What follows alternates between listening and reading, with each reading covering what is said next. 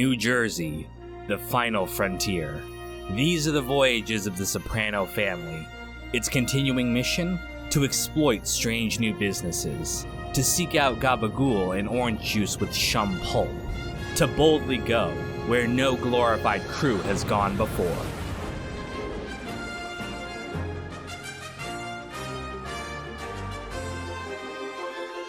In The Sopranos, we see three different generations of the Mafia. You've got the main generation of guys like Tony, Paulie, and Silvio, and they are often in conflict with the older generation of mafiosos like Feech LaManna, and of course the ever-cranky Uncle Junior. And every time we get one of these elder mafiosos incarcerated, we get the same bag of tricks. And we also see the younger generation of guys on the show, guys who are a part of Christopher's cohort. And these guys tend to have problems. They are lazy, unintelligent, and often addicted to drugs. The show makes it clear that the younger generation of guys who are coming up are not the same standard of men as the previous ones. He's not like you, like us. Kids today, they're bored, they're spoiled. We see most of the younger guys like Brendan, Matt, and Sean spiral out of control and wind up dead from their own reckless actions. Even Christopher falls victim to his addiction and ends up getting himself killed, despite at one point being groomed to take over the family one day. However, not all the young guys are killed off.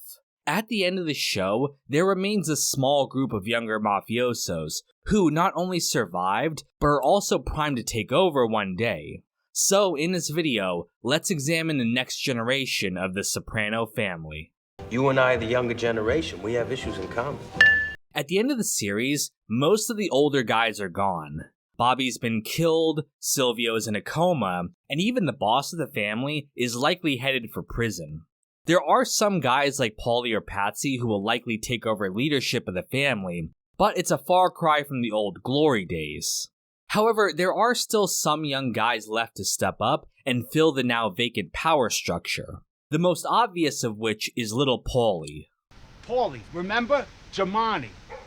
Paulie Germani first appears in the Season 3 episode He Is Risen, as the young nephew of Paulie Gualtieri, hence his nickname. He works for his uncle, doing odd jobs and representing him when he gets sent to prison.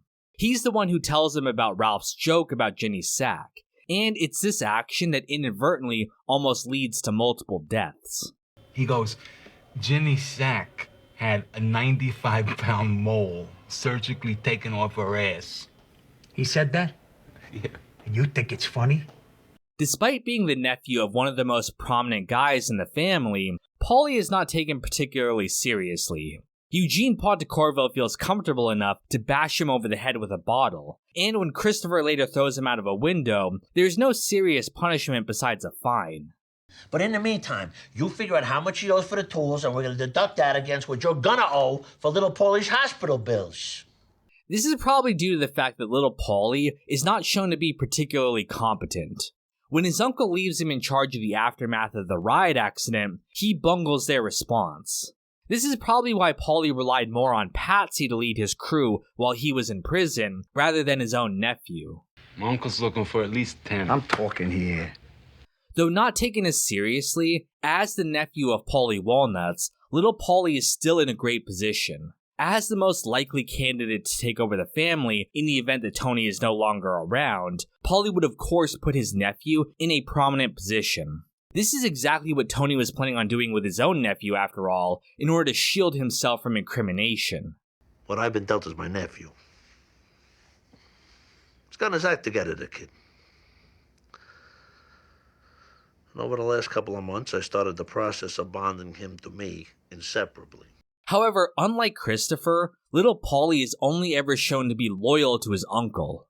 Not only does he keep his uncle informed while he's in prison, he also betrays Christopher, whom he's friends with, in order to help his uncle steal a pallet of drills from Christopher's father-in-law. This loyalty would probably be enough to make up for any lack of brains on his part, and ensure his inclusion in the next generation of the mob. It was little Paulie, the witless fucking nephew. He told Paulie, Paulie tells Johnny. Fucking telephone game like high school girls. But speaking of the next generation of mobsters, let's talk about the next generation of cartoons. Take My Muffin is a new independent adult animated series, blending surreal sci-fi storytelling, contemporary humor, and sharp satire. The series follows a unicorn named Corny, who wakes up with amnesia, but has the ability to spontaneously generate brilliant startup ideas. He joins an eccentric company led by a three-eyed cat named Rock in an attempt to gain his memories back. This series is one of the most unique I've seen in a long time. Not only are all the episodes connected in one continuous storyline, but the show also goes out of its way to interact with fans. Like I said, this was an independently created series, and they do things I've never seen done before for an animated show, like having an official Discord server for the community. I'll include the links to all of this in the pinned comment. The first season currently has an 8 out of 10 on IMDb, and you can watch it here on YouTube right now. Season 2 will be releasing soon, so be sure to subscribe to their channel to watch those episodes as they come out. Thanks again to Take My Muffin for supporting this channel, and let's get back to the video. Yo, y'all niggas watch too many cartoons, I swear. Since we're on the topic of Christopher's friends, that brings us to our next candidate for advancement, Benny Fazio. Benny is introduced in the Season 3 episode Fortunate Son as an associate of Christopher's after he's made. From the get-go, Benny is portrayed as being a trusted guy in the family. He not only works for Christopher, but also serves as Tony's driver, a prominent position in its own right. Tony even trusts him enough to send him, along with little Paulie, to guard his house from the bear when he's separated from Carmela. Actually, it's not that silly, Mrs. S. If it was my family, I'd want to know there was a male at the house, too. But what can you do about it if it does come back? Tony said you should unlock the closet and give me the scoopette, he called it. Oh, for God's sake. In fact, Benny is so favored that even after he runs a credit card scam on Vesuvio, he's only given a slap on the wrist, despite the fact that Artie is Tony's best friend. Later on, when he burns Artie's hand, there doesn't even seem to be a punishment. Ralph stated that even he wouldn't be allowed to hurt Artie under any circumstances, yet here Benny gets away with it scot-free. And frankly, you should be very happy I'm not going to tax you. I mean, beside the fact you know I grew up with the man, you don't shit where you eat. And you really don't shit where I eat. It's never stated why Benny is given this level of privilege so early on, but it might have to do with the fact that Larry Barisi, captain of the largest crew in the family, is his godfather. Despite Larry's diminished role after his house arrest, this relationship is still probably enough to get him ahead of the other guys. Family connections are everything in the Mafia, after all. Where's Larry? He's staying home. He's the boy's godfather. It was him who called me, said he was going to be down here with the kid. House arrest. Either way, though, Benny is able to use his connection to rise in the ranks. After he's beaten unconscious by Phil Leotardo, Tony gives him a promotion and collections of his own.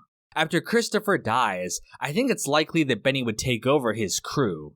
The family needs competent guys for the next generation of leadership, and who better than Benny Fazio, criminal mastermind, to take over?